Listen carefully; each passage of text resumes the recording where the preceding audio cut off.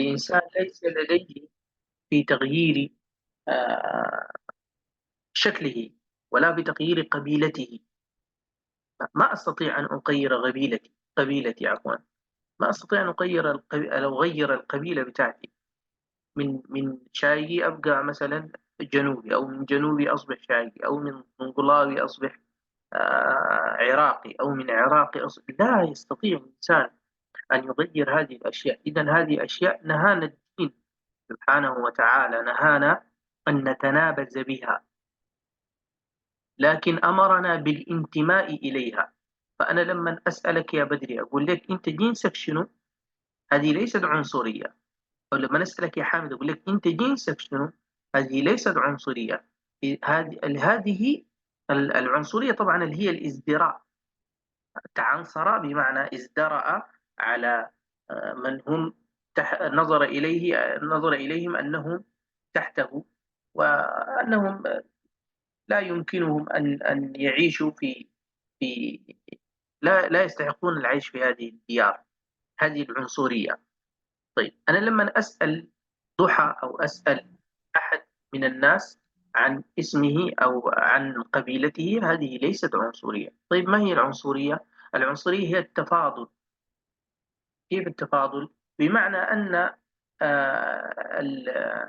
الرزيقاتي، أو أن الهباني أو المسيري أو الشايقي أو غيره من القبائل يرى نفسه أنه أفضل من تلك القبائل. أنا أفضل من الهدندوة. الجعليين، أقول أن الجعليين أفضل من الهدندوة، أو أن الهدندوة أفضل من الضناقلة، أو أفاضل بينهم. هذه هي العنصرية. هذه هي العنصرية. طيب ربنا سبحانه وتعالى في كتابه يقول إن في خلق السماوات والأرض واختلاف آه، إيش؟ اختلاف ألسنتكم وألوانكم لآيات للعالمين قراءة. إذا اختلاف اللسان هذا يقلب الهاء إلى حاء، وهذا لا يستطيع أن يتكلم بالعربية، وهذا لا يستطيع أن يتكلم بالإنجليزية، هذه اختلاف ألسن. هي آية من آيات الله وعلامة من علامات الله. طيب أنا أنتسب إلى قبيلة الفلانية. مثلا النبي صلى الله عليه وسلم يقول أنا أفصح من نطق بالضاد بيد أني من قريش. هذه ليست عنصرية بمعنى أنه جعل قريش هي التي تنطق، إنما هذا اعتراف بالفضل. طيب الإيمان يماني في اليمن، هذه ليست عنصرية بمعنى أن أهل اليمن هم فقط أهل الإيمان، لا. ال ال ال ال العنصرية أن أنعت إنسان بشكله، فقوم بقول له امشي يا أسود، امشي يا طنقلاوي، امشي يا محسي، امشي يا ما بتفهم يا، يعني الأشياء عفوا الأشياء اللي بيقولها بين القبائل، أن الشاي ذكي وأن الجعل أحمق، وأن هذه شيء من العنصرية. هذا الشاعر اليوم بعد هذه التقدمة محمد عثمان كجراي، هذا يدعونا إلى أن ندع العنصرية جانبا. ما نقول إنه والله الشوايقة بيفهموا عشان كده نمسكهم البلد، أو أهل الغرب ما بيفهموا عشان كده نحن نقودهم من وراء. لا، هؤلاء كلهم هم يحكمون الدولة، وهم لهم حقية في حكم الدولة. النبي صلى الله عليه وسلم يقول عليكم بالسمع والطاعة لو تأمر عليكم عبد. طبعا العبيد الآن ليس هم جنس لوحدهم. ما في حدا يفتكر إنه أفريقيا هي كلها عبيد، لكن والدول الثانية آسيوية أو دول شبه الجزيرة أو غيرها هم الأسياد. لا، ما في هكذا. ما في هكذا. لا، العبودية ليست لون، لم تكن لونا يوم من الأيام. العبودية كان هناك من العرب عبيد. هي رق، حكم يمنع كمال الحرية. هو حكم يمنع كمال الحرية. كانت بعض القبائل تغير على بعض القبائل فتأخذ منها النساء والأطفال، ويصبحون هؤلاء النساء اللي هم عرب نفسهم عرب يصبحون إيش؟ يصبحون أرقاء. وكل الذين موجودين الآن على سطح البسيطة هذه الذين يتكلمون العربية هم ليسوا عرب خلص، إنما هم بقايا عرب. العرب الخلص انتهوا وبادوا العرب البائدة، انتهوا. خلونا قبل ما ندخل نشوف أن هذا الشاعر ينادي الشاعر أبناء وطنه أن يتحدوا لأنهم رضعوا من ثدي واحد، اللي هو ثدي هذه البلاد، ويناديهم بأن لا يسيروا في درب القبلية والعنصرية، ينتمي إلى قبيلة. عشان كان النبي صلى الله عليه وسلم في أحاديثه كان يقول: ليس منا من قاتل على عصبية، ليس منا من قاتل على عصبية، يعني يقاتل من أجل القبيلة والعنصرية، لأنهم بذلك سيتفرقون. إذا ربنا قال: جعلناكم شعوبا وقبائل لتعارفوا، يعرف بعضكم بعض، مش جعلناكم شعوبا وقبائل عشان يفتخر بعضكم على بعض. إذا المفهوم السائد الآن اللي أنا عايز أوصل لكم يا طلاب: إنسان لما يسأل عن قبيلة لا يسأل ما معناته هو عنصري. العنصرية أن يزدريك. طيب، هو إذا سألك من أجل الاحتقار هذا يسمى عنصرية. لكن إذا مثلا أنا قاعد معك: أنتم من وين، من أي منطقة، إيش جنسكم؟ والله يا أخي نحن كردافة. يا سلام، أنا والله مشيت كردفان سنة كذا. إذا هو يريد أن يتحدث معك. إذا هذا السؤال غرضه ليس عنصري. لكن لما أجي أسأل إنسان أقول له: أنت هوي، أنت من وين؟ يقول لي: أنا ضنقلاوي. أنت ناس ما بتفهم. إذا هذا السؤال كان عن عنصرية. إذا نهانا الإسلام عن العنصرية، وهذا الشعر ينهانا عن العنصرية لأنها تفرق.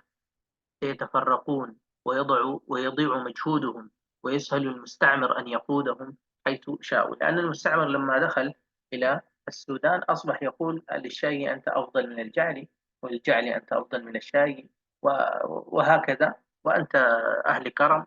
وأصبح الناس يتحاربون فيما بعضهم ليسهل قطفهم، لأن الاستعمار يقوم على سياسة فرق تسد، فرق هؤلاء الناس ستصبح سيد عليهم. أما إذا الناس اتحدوا مع بعضهم لن يقودهم مستعمر. ودعوا النظرة الضيقة والرغبات الفاسدة، ودعونا نوجه أسلحتنا للمرض والجوع والجهل حتى يخالنا يعني يصيبنا، أو يقال عنا أن شعوبا بائدة.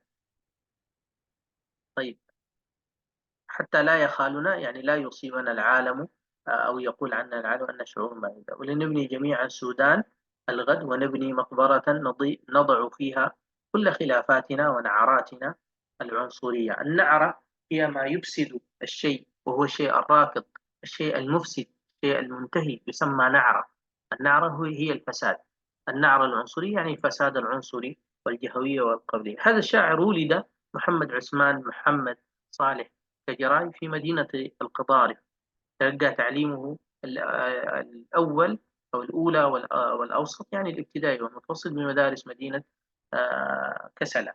التحق بمعهد بخت الرضا، وهو درس فيه الشاعر الكبير قلنا إدريس محمد جماع وغيره من الشعراء السودان. تخرج فيه وعمل مدرسا بالمدرسة الوسطى. شوف، الشعراء كلهم عملوا مدرسين. ليه؟ عملوا مدرسين بالمدارس لكي ينالوا أو يثبتوا ما تلقوه من التدريس. كل شيء تريد أن تثبته درسه للناس. ثم موجها فنيا بوزارة، له عدة مؤلفات ودواوين شعر، منها الليل، عبر غابة النيجون، والصمت، والرماد، وفي مرايا الحقول. كجراي بلغة أهل الشرق تعني المحارب. كجراي، كجراي تعني المحارب.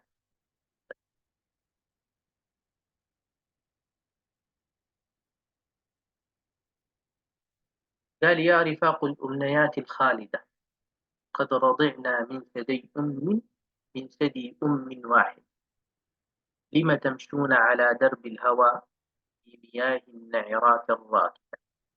عنصريات الدجى نرفضها بنضالات الكفاح الرائدة. لن يخيف الباطل الزائف شعبا سار في درب الشعوب الماردة. فدعوا الفرقة فالويل لنا، فرقنا ظلالا شاردة. وحدوا الثورة لا تلقوا بنا في جحيم الرقبات الفاسدة. وجهوا أسلحة الحرب إلى من يخالنا شعوبا بائدة. وحدوا الساحة في درب الهوى تحت رايات الجموع القائدة. وأقيموا في الدجى مقبرة فوقها كل بقايا هامد. سهلة جدا وسلسة. طيب. يا رفاق الأمنيات الخالدة قد رضعنا من ثدي أم واحدة، لم تمشون على درب الهوى في مياه النعرات الراكدة. عنصريات الدجى نرفضها في نضالات الكفاح الرائدة. لن يخيف الباطل الزائف شعبا سار في درب الشعوب الماردة. فدعوا الفرقة فالويل لنا إن تفرقنا ظلالا شاردة. وحدوا الثورة لا تلقوا بنا في جحيم الرغبات الفاسدة.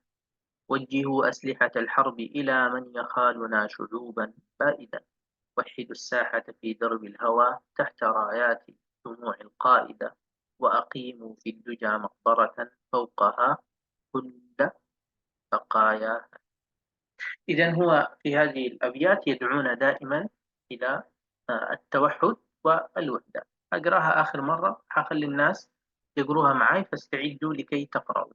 يا رفاق الأمنيات الخالدة قد رضعنا من ثدي أم واحدة، لم تمشون على درب الهوى في مياه النعرات الراكدة. عنصريات الدجى نرفضها في نضالات الكفاح الرائدة. لن يخيف الباطل الزائر شعبا سار في درب الشعوب الماردة. فدعوا الفرقة فالويل لنا تفرقنا ظلالا شاردة. وحدوا الثورة لا تلقوا بنا في جحيم الرغبات الفاسدة. وجهوا أسلحة الحرب إلى من يخالنا شعوبا بائدة. وحدوا الساحة في درب الهوى تحت رايات الجموع القائدة. وأقيموا في الدجى مقبرة فوقها كل بقايا هان. آمين. يقرأ لنا.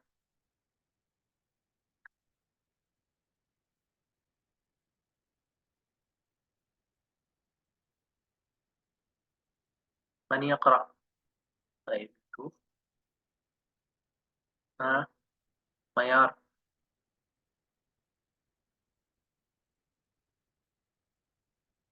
نعم. يا رفاق الأمنيات الخالدة قد رضعنا من ثدي أم واحدة، لما تمشون على درب الهوى في مياه النعرات الراكدة. عنصريات الدجى لن يخيف الباطل الزائف شعبنا سار في عنصريات درب الدجى الشعوب نرفضها. الماردة. عنصريات الدجى نرفضها.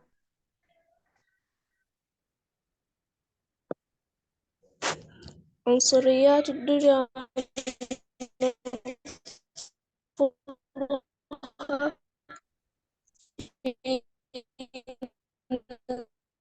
في نضالات الزائف شعبنا فرقة فالويل لنا إن تفرقنا ضلالا شاردة. وحدوا الثورة ولا تلقوا بنا في جحيم الراغبات الفاسدة. وجهوا أسلحة الحرب إلى من يخالون شعوبا بائدة آيات الجموع القائدة. وأقيموا في الدجى مقبرة فوقها كل بقايا هامدة. تنتهي ها يا عثمان.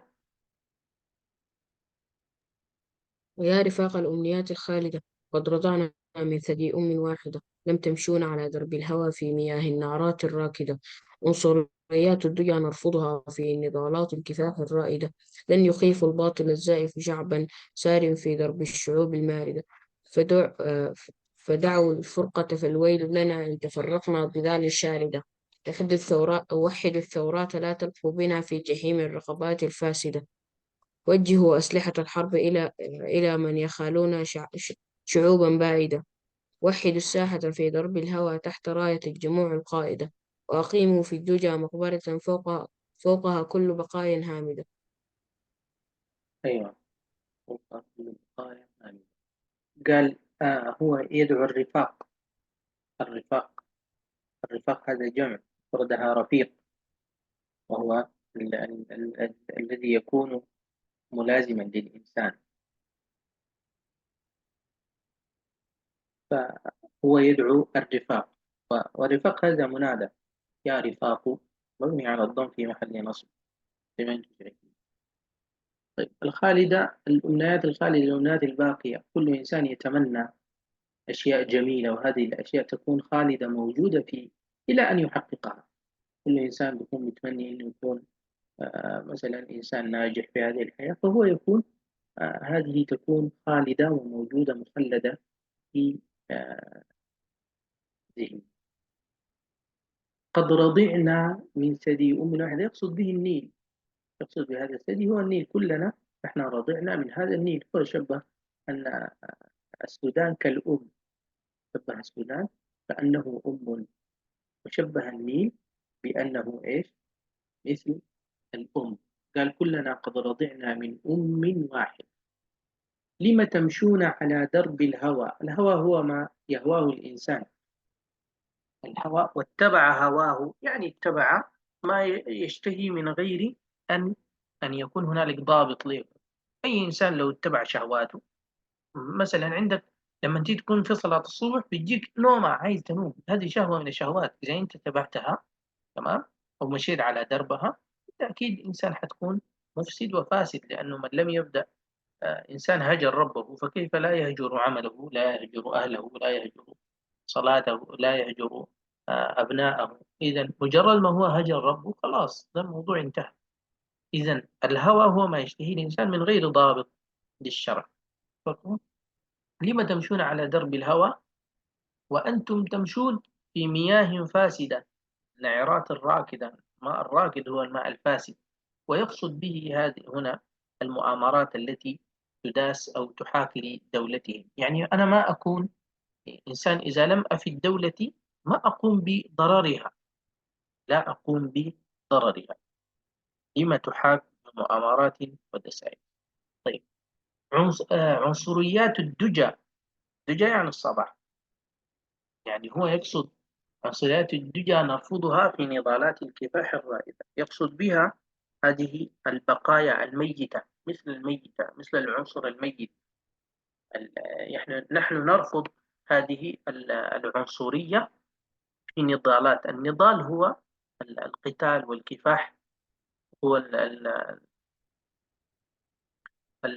المواصلة على القتال، والرائد هو الإنسان المتقدم أو الأفضل، ثم رائد.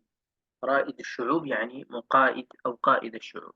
إذا هم يرفضون هذه العنصريات التي تدل، إنما دلت على كأنها ميتة لا حركة لها، ميتة لا حركة لها. لن يخيف الباطل الزائف شعبا. طيب إذا الباطل الزائف يقصد به الأعداء من الخارج الذين يتربصون بالوطن، كلهم ما بيخيفوا هذا الشعب، لكن بشرط أن يسير الشعب في مرود.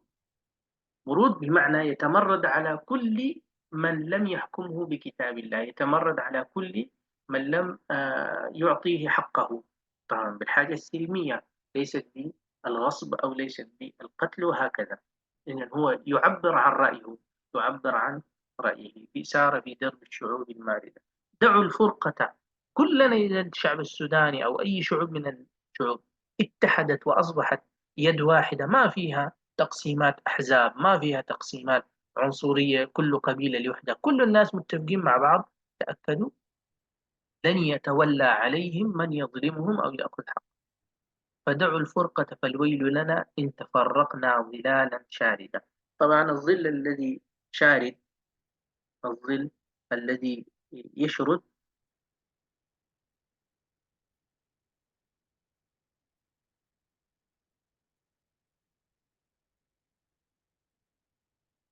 الظل الذي يشرد هو الظل الذي متفرق ومتبعثر أجزاؤه، ما حتقدر تستفيد منه حاجة. طبعا نحن في السودان بنقول عليه هو رقراق، نقول هذا رقراق، يعني يرقرق لك.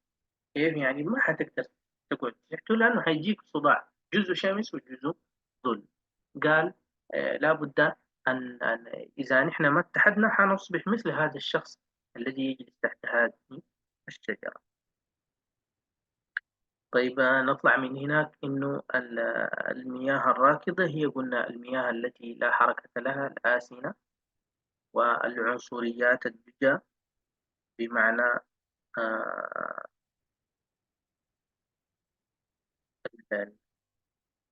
ما يحاك من مؤامرات ودسائس للناس، والباطل الزائف قلنا هو الغير حقيقي في درب الشعوب الماردة. قلنا الماردة هي التي آه، الثائرة التي ثارت على من ظلمها وهكذا.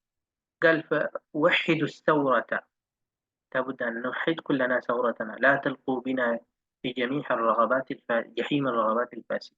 إذا الإنسان لما يكون عنده رغبة يكون في رغبة فاسدة. كيف؟ إنه أصل إلى المنصب، مثلا أقول أبقى وزير وتاني ما عندي شغلة باللي باقيين، هذه رغبة فاسدة. لابد أن نتوحد وأن نكون على يد واحدة. وجهوا أسلحة الحرب إلى من يخالنا، يعني يظننا أو آه، يريد أن يصيرنا شعوبا باردة. طيب الشعوب الباردة هي الشعوب التي لا حركة لها، وهي الميتة التي لا تتحرك. يريد أن يضعنا ميتة. الميتة طبعا المغسول بين يديه أو الميت بين يديه إذا قلبت يمين تغسله بيتقلب معه. إذا هذه الشعوب لا بد أن نوجه لها هؤلاء الأعداء، لا بد أن نوجه لهم هذه الأسلحة. وجهوا أسلحة الحرب إلى من يخالنا، يعني يظننا شعوبا باردة. وحدوا الساحة في درب الهوى تحت رايات الدموع القائدة. الهوى، طيب الهوى الأول، درب الهوى الأول يختلف عن درب الهوى الأخير، تمام؟ لأن درب الهوى الأول الذي يدعو إلى الفرقة ويدعو إلى الخوض في هذه المياه والنعرات تحت الفساد والعنصرية.